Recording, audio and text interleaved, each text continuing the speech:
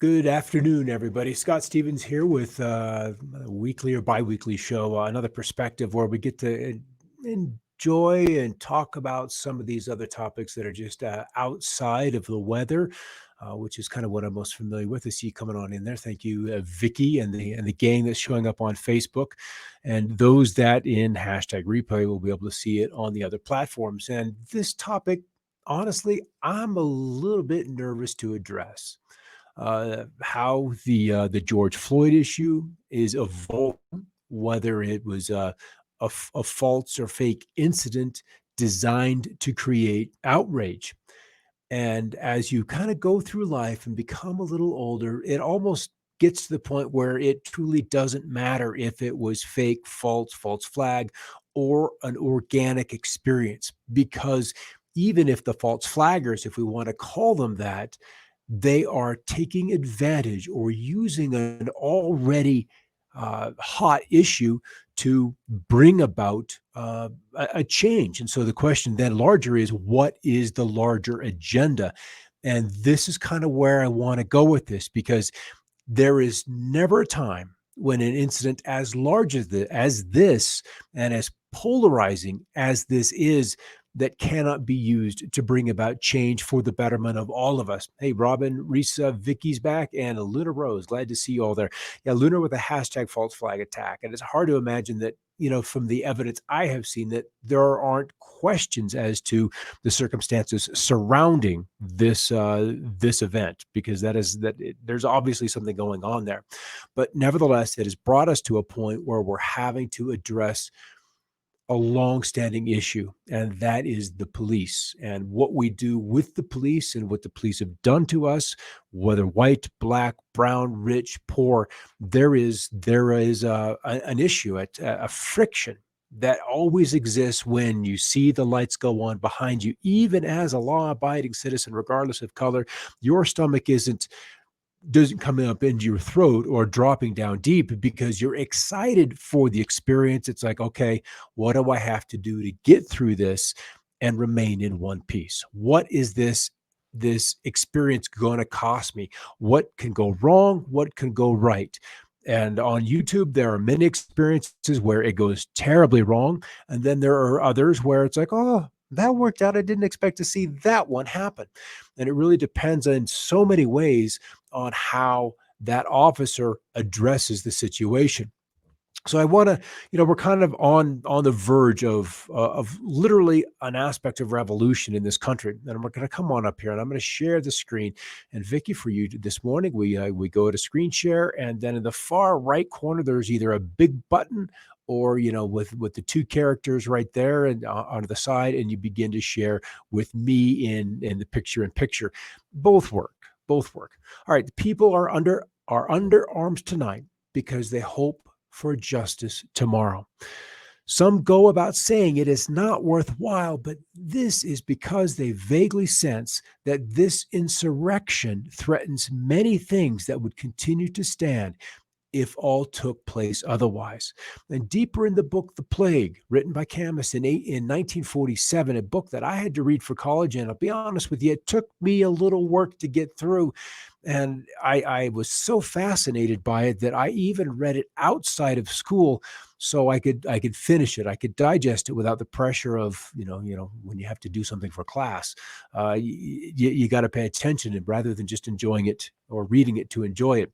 But it was The Plague, and it was about a situation where in Algiers, where this author Camus was located, and he wrote the book in 47, that results in an insurrection due to quarantine, and then the military having to stomp out the plague that was impacting that area.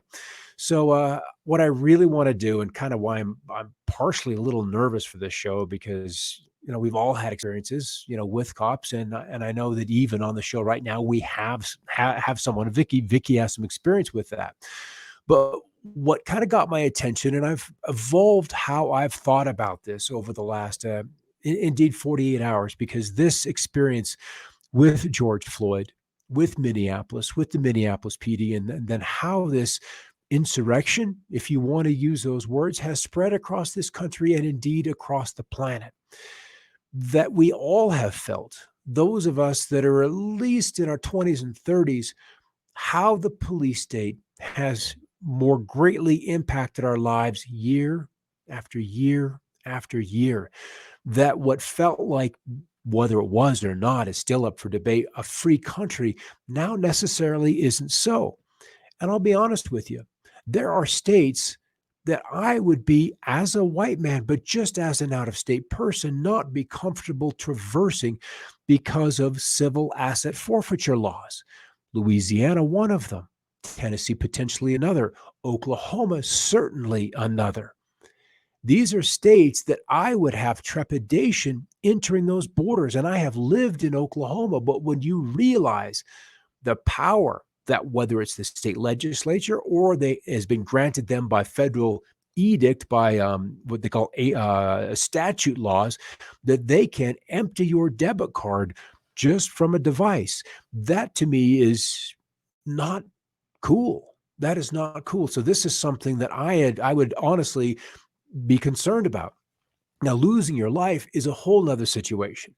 So Minneapolis city council members announced an intent to disband the Minneapolis Police Department. And this was a city council vote of, out of 13 members, they have a veto-proof vote of 9 to, what would that be, 4, 9-4. And so they can overrule the mayor's veto. They've got that kind of a 2/3 majority, supermajority. And there's another aspect of this. Even though they may want to do that, there are still conditions upon Minneapolis's ability to claw back the money that is spent, because there's already laws on the books that tied to the population of Minneapolis, that there has to be a police force commensurate in size to the population of Minneapolis. And right now that number is about 700, upper 700, 790 somewhat. Whereas right now MSP has 888 law enforcement officers on the payroll that are uniformed and at work. So how would you go about this? I'm just going to kind of roll up through Twitter, because I kind of spent the night last night watching the riots, partially me being disgusted at how violent they had gotten, but then realizing that this is not a new issue. This is absolutely not a new problem. And just my previous experience with not wanting to drive through states because of the militarization, the aggressive resource, stealing. You 5 miles an hour over the speed limit, 2 miles an hour over the speed limit. In some ways, it doesn't matter what your offense may be. In their eyes, a probable cause or a reason to pull someone over is simply enough. And once they have you, how do you get that hook out of your mouth? So, Josh Cohen, wow, I'm interested to see what they may replace it with, and hopefully we can see a successful model for the rest of the country. And I'm kind of like, I'm with that. What happens? How would you disband a police department? Who do you call if you need a 911? Who do how would you go about that process? And I'm very curious about Luna Rose. I lived in, now let's pop this over here. I can do that. We have capabilities. I lived in Minneapolis and honestly, this new police reform isn't going to go well. I gotta wonder. Have to wonder. And then, John, thanks so much for sharing over the years. You're one of the few that I actually trust your opinion and research. Thank you for that, John.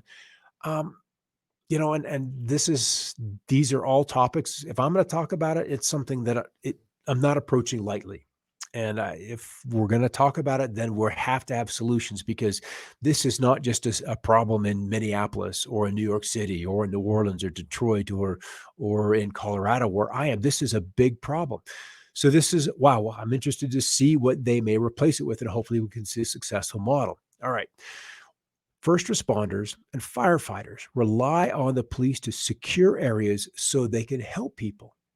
So this person obviously expecting the police to show up on scene, deal with traffic flow around maybe a roadside accident. So these first responders, the EMS can show up, or if it's a fire, that you need to be able to manage traffic and get people out of the way so that the fire department can show up and then begin to deploy their assets on the 911 call on the fire.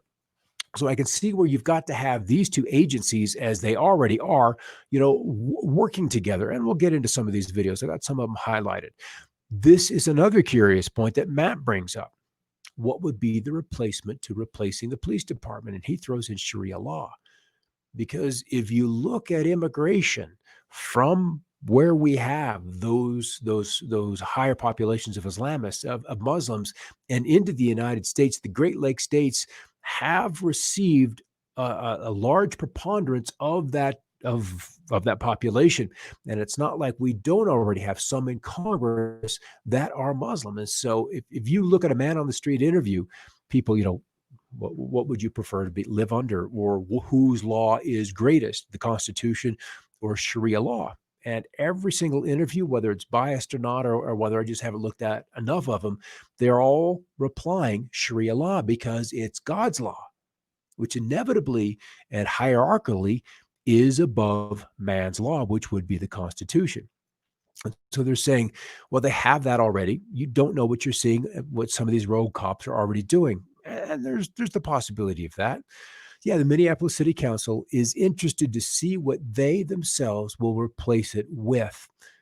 So they know they've got a problem, and they are going to actively begin to defund, probably deal with the statutes, deal with the consequences of bringing back the Minneapolis PD, but they don't have no plan at the moment. Just like a virtue signaling regarding the consequences. Change is needed, but no one disputes that. But dismantling the whole thing, that's not it. And so we have to look at Camden, Virginia. And I'm going to open this story because we have to go through it, because this is an option. And as I read this last night, okay, I can see why they're protesting, and I can see why they are willingly to begin to go here. Cadman. All right. So when Camden, New Jersey's police J. Scott Thompson joined the police force as an officer 25 years ago, there were 175 open-air drug markets just lining 9 square miles of streets. The murder rate in the city of just 75,000 across the Delaware River from Philadelphia regularly climbed to more than 6 times the national average. Criminals operated with impunity. And that, folks, is what they're afraid of. That if you don't have armed police, walking, patrolling, this criminal element or criminal, and they're criminal only by the laws that we have on the books. If we didn't have those laws on the books, then obviously they wouldn't be criminal. So which comes first? We have the laws to deal with the criminals, and then the police force to enforce the laws. Or do we have this activity that somebody feels moralistically should be in place? We pass the laws, and then all of a sudden we have criminals where we didn't have criminality before because we didn't have the laws to say they were criminals. And then once we have laws to create criminals, then we have to have a police force. We have to have a justice system. And then we have to have some means of punishment. Is that punishment then just prisons? Is it community service? Is it a fine? What then is the punishment for this newly invented criminal activity? So it becomes a chicken and egg, and we begin to run this circular logic. All right, back to the story. After a particularly deadly year in 1995, Camden's Cathedral of Immaculate Conception began illuminating one candle for each homicide victim. In 2012, the year ended with 67 candles, a rate of about 87 murders per 100,000 residents, which ranked Camden fifth nationwide. But on New Year's of 18, just 22 candles were lit, as the city's murder rate fell to its lowest level since 1987. The number of annual killings has been in decline since 2012. So have robberies, aggravated assaults, violent crimes, property crimes, and non fatal shooting incidents. So, what's happening in this city, for which so many years has been deemed among the most dangerous in America? Thompson, who took the helm of the police force in 2008, said the biggest factor may have been the change in the structure of the department itself. In 13, the police department was disbanded, reimagined, and born again as the Camden County Police Department, with more officers at a lower pay and a strategic shift toward community policing. This meant focusing on rebuilding trust between the community and their officers. And maybe this can happen in smaller communities where, like where I am, you know the sheriff, you know the deputies. There is a relationship. And when you have a relationship with that police force, then you can begin to have a free flowing of information so those in the neighborhoods can communicate the problems, real or perceived or real or imagined. The cop is going to have enough interaction with the community that can begin to discern what is really happening. And when you can see what's happening, then the police force can go to the judge, get search warrants, set up surveillance, and begin to surveil on that area. All right, so for us to make the neighborhood look and feel the way everyone wanted it to, it wasn't going to be achieved by having a police officer with a helmet and a shotgun standing on a corner, Thompson said. Now, he wants his officers to, quote, to identify more with being a police corps than with special forces. So the conversation with Thompson about community policing is likely to involve many such catchy maximums. Destabilized communities, he told me, need guardians, not warriors. He explained that the Back to the Future paradox, to use technology wisely but pair it with regular old-fashioned bobbies on the street. And he stressed the idea of public safety is about access to social services, economic rejuvenation, and good schools, not just cops. And he says nothing stops a bullet like a job. And so when you have um, a community that prospers, a community where they're invested in their jobs, it begins to make things. So, yeah, it's more like a protect and serve approach, dealing with residents rather than kicking down doors and locking your way out of the problem, said Moran.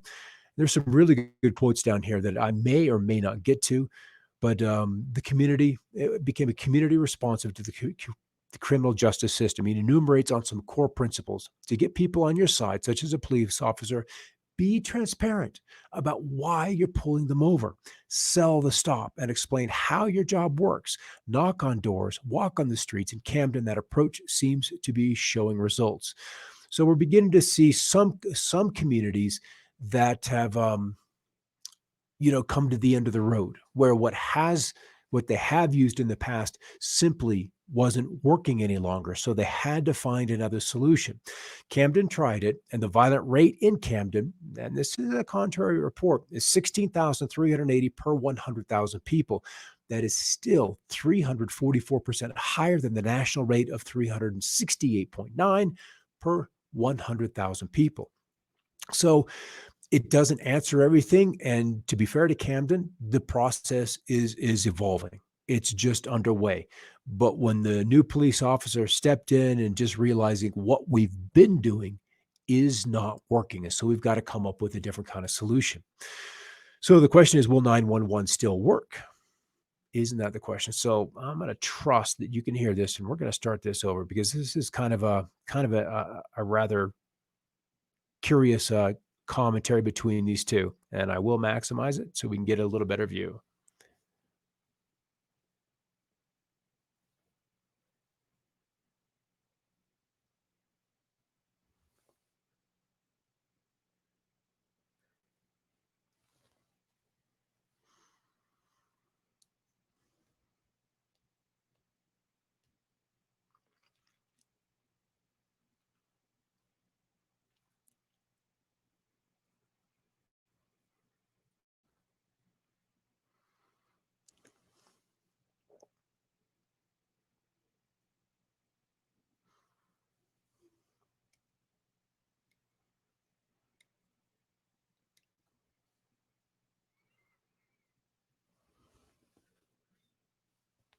Is that better, Luna?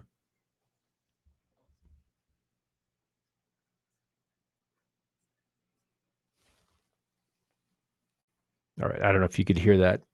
Yes, no. Luna said no, but I can post it on the story on the storyboard of this once we're done. But what she's basically saying is that what we do instead of just having one homogenized police force to respond to every single call, doesn't matter. And it was funny because Vicky, we had a discussion a couple of weeks ago that your beat cops have to deal with humanity's garbage. You're just in garbage. You every little domestic call, every fight, every drunken encounter, with fights between property lines, between mowing and not mowing, with the crap. And so they become the garbage men. And so if every call you get to go out on is that kind of call, it would be exhausting. You would just be mentally exhausting. And I can certainly get to that, and I can understand why that you've got your temper when maybe the rest of us have got this much patience, that the somebody that shows up is just only has this much left. But what the gals were saying was that we largely had to send out and deploy a different kind of person to go to these responses, and that's what is important. So I'm not from the US, but as an outsider, I'll say this: demilitarized policing is the start. Ditch the gas masks first, and then you can't use tear gas. Then have every police officer have their number on their shoulder and helmet. And this guy seems to think, Andrew, that this is a starting point. And then the other one, Pax Hart, I'm pretty sure this is how they got Muslim controlled no-go zones in France and Sweden. And they have those zones, and they weren't there 10 years ago. So that is, this could be an issue. And when you have that population, as we mentioned, that's interested in getting Sharia law in place, if you take out the police and you realign what their calls will be, there may be some calls that they just don't want to take. All right. So this other person, if a cop shoots, if cops shoot tear gas at you, that's crowd control. But if you pick it up and throw it back, that's assault with a deadly weapon. And so this is something where there's two tiers of justice. Two tiers. Straight up, I do something, it's one thing. If they do something, it's another. If I were to take the life of a person and they're to take the life of a person, what's the difference? What truly is the difference? And so it's not like that they're not with us, and you probably can't hear that, but we end up with an aspect of the population, of the police force, where they want to show solidarity, that they recognize that there's a problem. And so they'll, in a way, take the knee. And just in a way, it's true submission to the protesters, that that an aspect of their grievances is as absolutely valid. And you can't argue with that. All right, this is pretty wild, but we also can't wait for social scientists and criminologists to study the effects over time of going forward to try to see what might work for best for the communities such as Minneapolis City. For the Minneapolis City Council members and announce their intent to disband the police department. And this, for me, is a truly grand experiment. And if they can make it work, even in like the first year or two, this movement has gotten to the point, and the crimes against the people, against the citizens, have been so egregious that I can definitely see this taking a bigger move to where we see more cities, more states, more municipalities beginning to go down this road. And then there's the kind of like the political correctness backlash. This guy, Fraser Nelson, who's a blue checker, it's a loss for the New York Times. Well, let's just say today, let's come on here. Let's do this story, because the New York Times announced today that James Bennett, the editorial page editor since May of 16, is resigning effective immediately. And that Katie Kingsbury, who joined the Times in 2017, has been named as the acting editorial director. And I have seen a couple of stories in the last 24, 48 hours where if you don't bend the knee to the protesters, your job is at risk. If you don't say the right things, you will let's you've got to bend the knee to the mob in a way, and in many ways we're seeing the rioters, the protesters become rioters, become looters, and so forth. So this has progressed in many ways an unsavory, and I can see how if it were to get much more out of touch, much more violent, that you will begin to turn off those that are sympathetic of your moves. So what's happened is the New York Times reposted, let's see, Jim Cotton, excuse me, no, Tom Cotton, who was a senator from Arkansas, I believe, had an op-ed posted. It was published by the New York Times over the weekend, and there was such a backlash that the editor of the editorial department of the New York Times had to submit his resignation for allowing that contrary point of view. And this is what I talked about in our first show on censorship, that we are so wedded to a movement, so attached to the movement, so clear-cutting the movement, that anything standing that opposes that clear-cutting, that mob, that point of view cannot be heard. And so we lose the ability to have a discussion. And if it goes this far to the left or to the right, that it's going to be very difficult, because bridges have been burnt for us to then rebuild after this event, and for proper redress to actually happen with this community.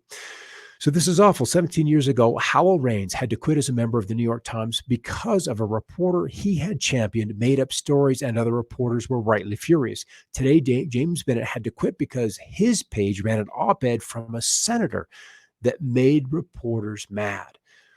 So we've got this politically correct mob that is now pushed so far that we've attacked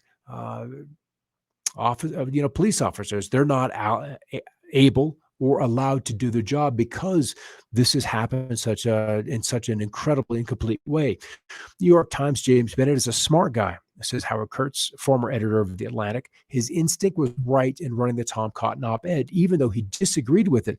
Losing his job seems to be a harsh penalty and reinforces the idea that running dissenting views is verboten in this environment.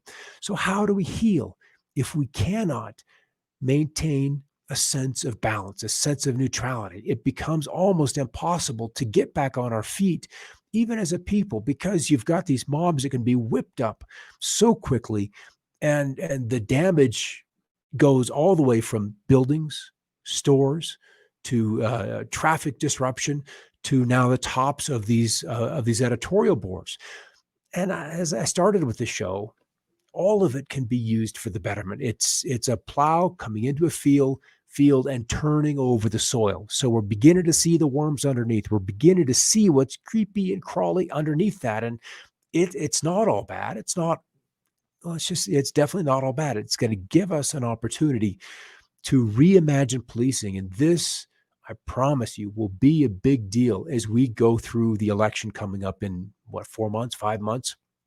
And with Joe Biden, that candidate who was a huge advocate of the mid-1990s police bill, that's going to be something that he's going to have to dance very clearly around, because there's a lot of footage of him on the floor of the Senate arguing for the passage of the bill and the police and the prison reform, which obviously has to happen.